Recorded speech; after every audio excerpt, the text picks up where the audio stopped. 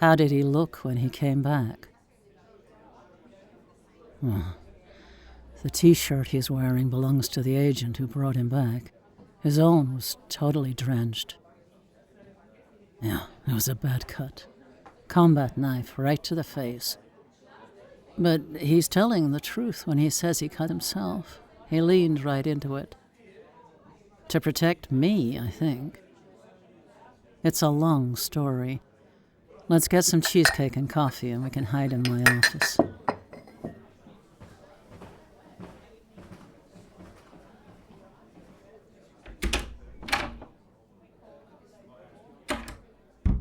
Okay, last night.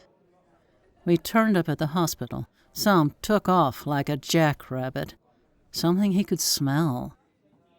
When we got to the ward, there's a Nadiv doctor coming out, putting away a massive combat knife. I drew my service weapon, but he smiled and said it was a boy, a child. He hadn't executed anybody. Relax, Agent Johson. Yeah, knew my name. Everything about him was wrong. I didn't like the way he handled Saam. His hands were on him, on his face. Tells me he fixed Saam's broken jaw on the vengeance, saved his life. Saam's not moving. Not a muscle. Just looking at him, like he's frozen in the headlights. So the doctor walks away and I say, "What the hell just happened?" And he shrugs and says, he was reminiscing. That's it. He walks into the room and I follow him. It's a young Kerrogath, not fully grown. Tall, big built. But you look at the hands like a puppy's feet. You just know he's going to get bigger. A lot bigger. Someone has worked him over pretty good. His face is black and blue. Yeah, they treated him in emergency without knowing who he was. What he was. But the ETs could smell him from a mile away. Yeah, I know, they talk a lot about the way they smell. I'm pretty sure a lot of that is just... But this kid stinks. I mean, really stinks. Saam tells me that's because he's just come from the rings. Another battlefront. He says, we're not their only war. And they smell like that when they come back. It's stomach churning. Like, I don't know, rotten fish, maybe? Rotten watermelon. So somehow this boy, this enormous boy, who even semi-conscious, is raging at us and fighting the restraints. I'm pretty sure I know now how to say fuck you in Kerrogath. Somehow he has got here recently. And there must be others somewhere. A vessel, a crew. But Saam doesn't speak the language. To be fair, he tries Ataku first, but no joy. So then he gets an answer from Artem. Artem can give him Kerrogath. Damn right I tried to talk him out of it. I said, I don't know who they are, but someone must be responsible for the others. The Carahan, yeah. Just give me a day to find out, I say. And then I start to lose my temper and get genuinely angry with him. I tell him he's too ready to go running to Artem. He looks a bit stung, but he just says, we need to know where the others are, the rest of the crew.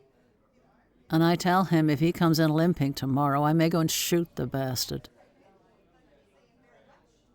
Do I trust Saam? Sure I do. It's him I don't trust. Artem. You haven't met him. Well, we do a sweep of his place every few months. No, we're not.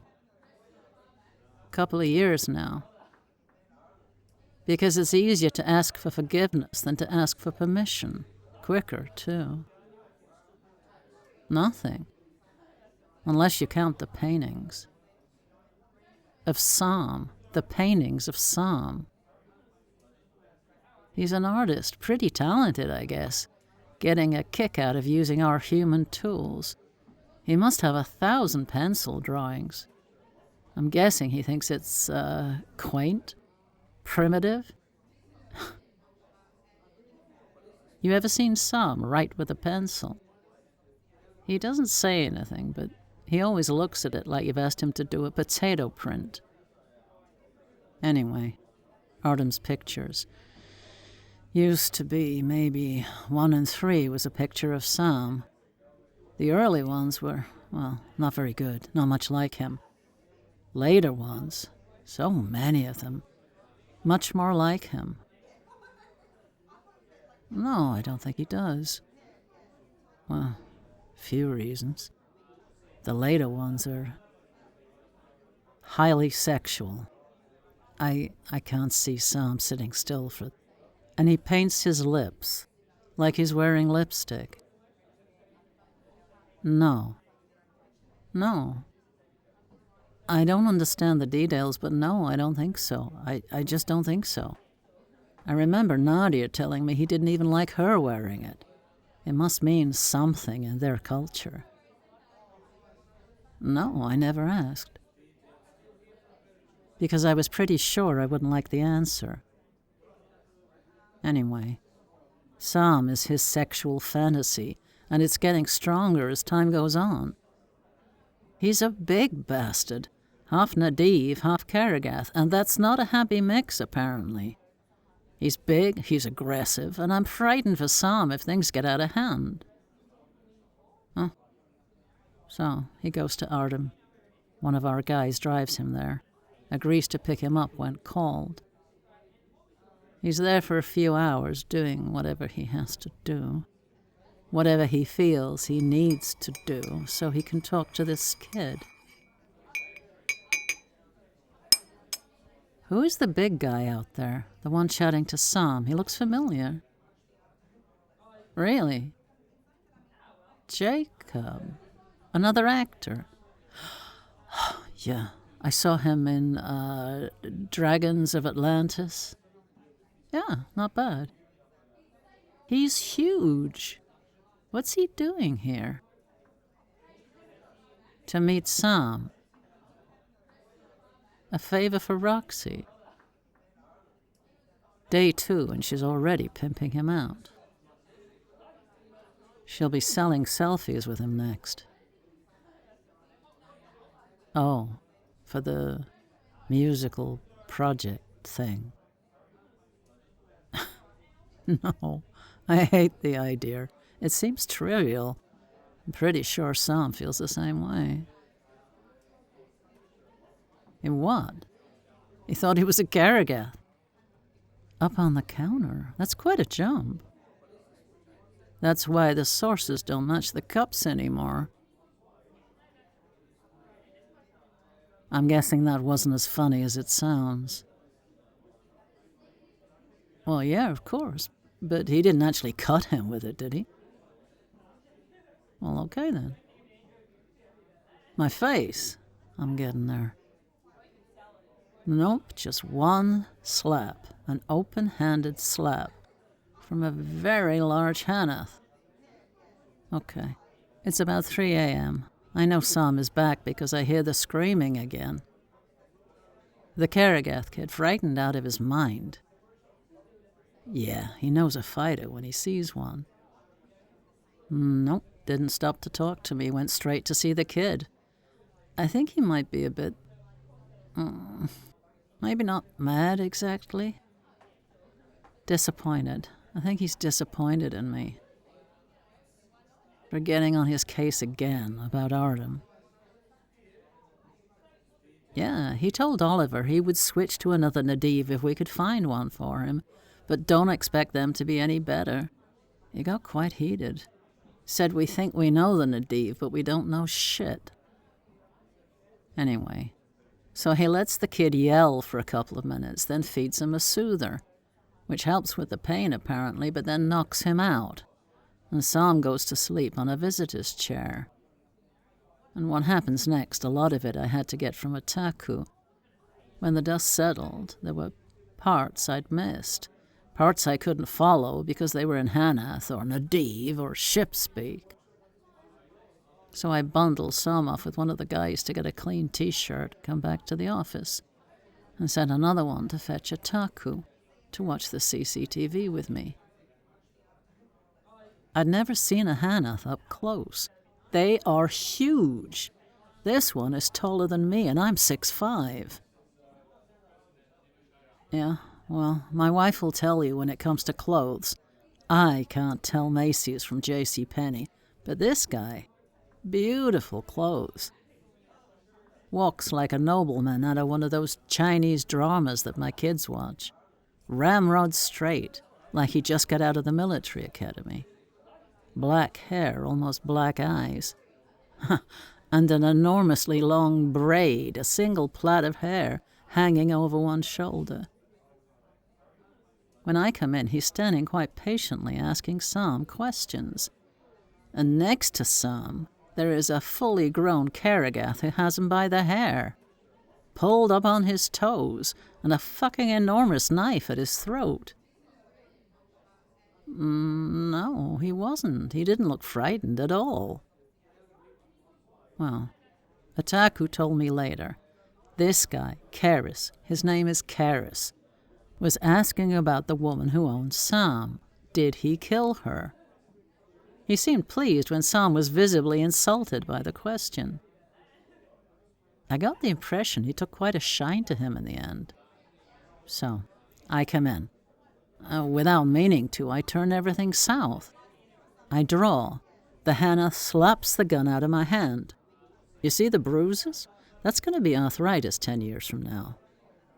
And then he slaps my face. Once, and I hit the back wall.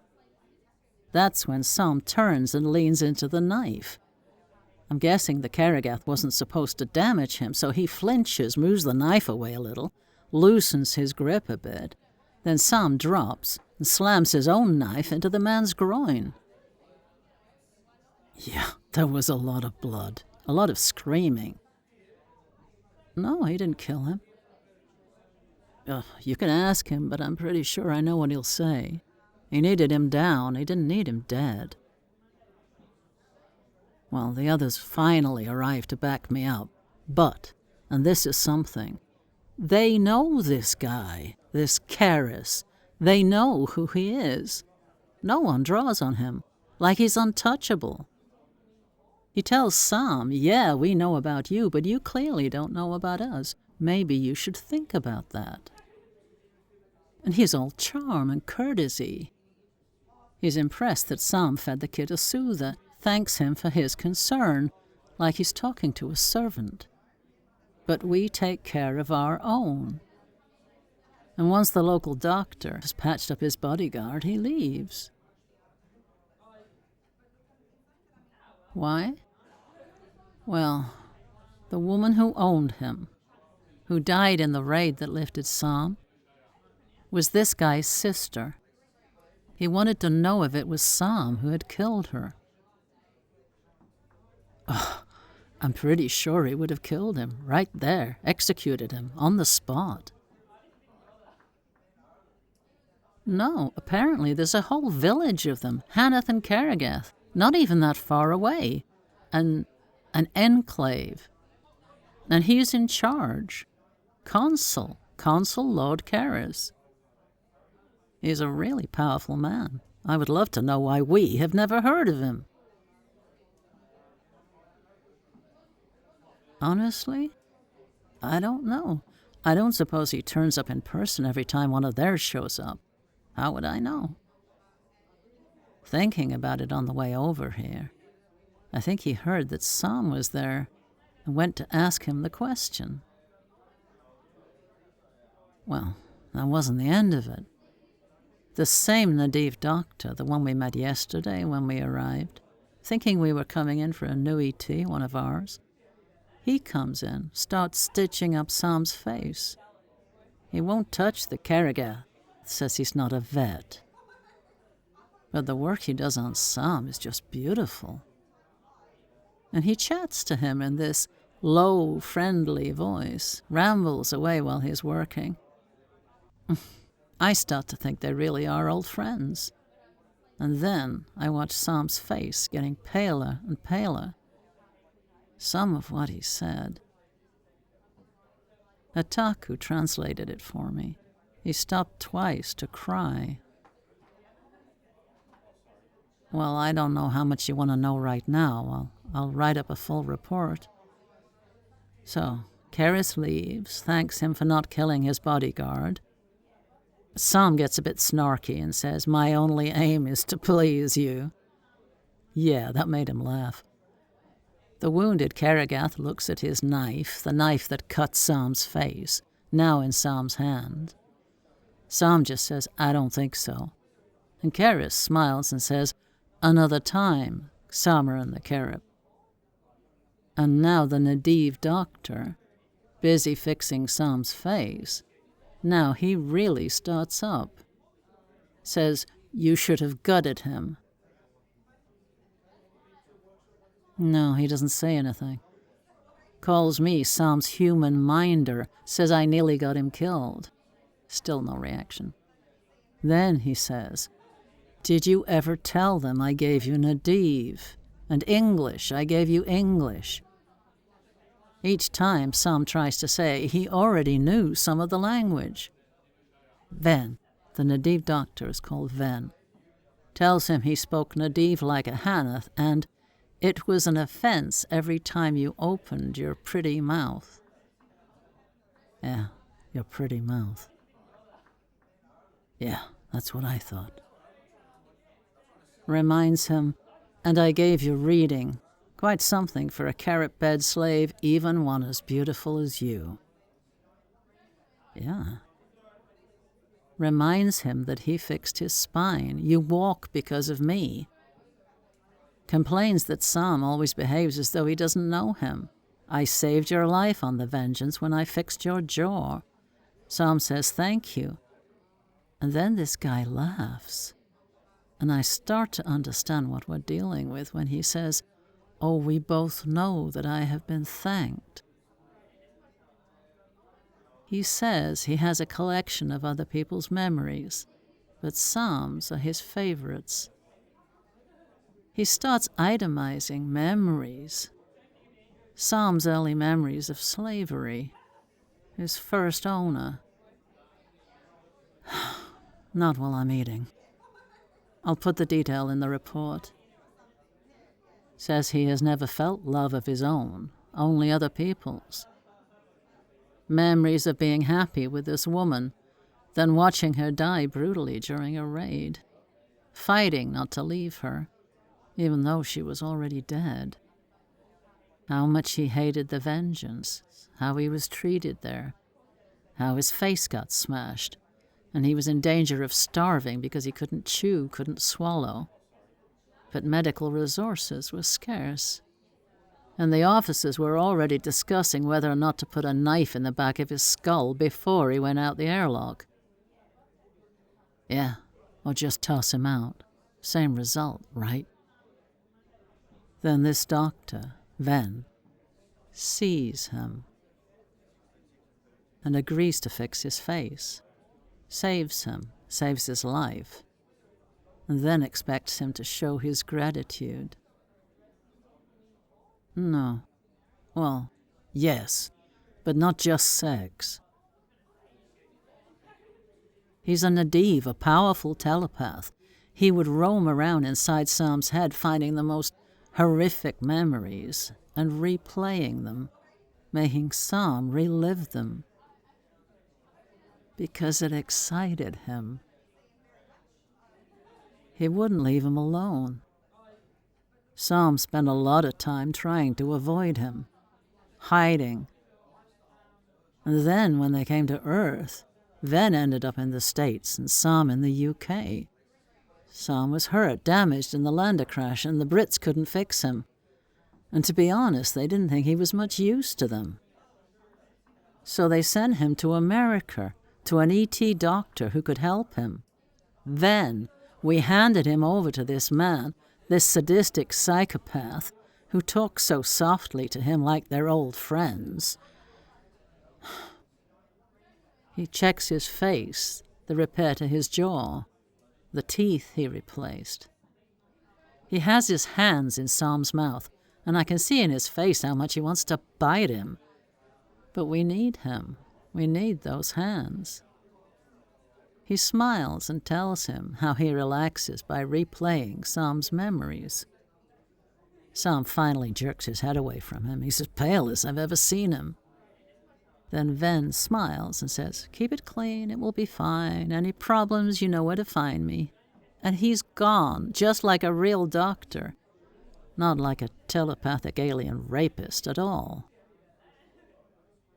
I don't ask. I know something's badly wrong, but I don't know what.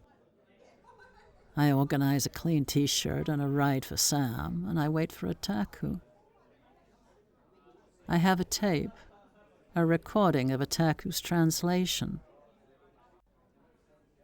It feels like a betrayal of Saam's trust.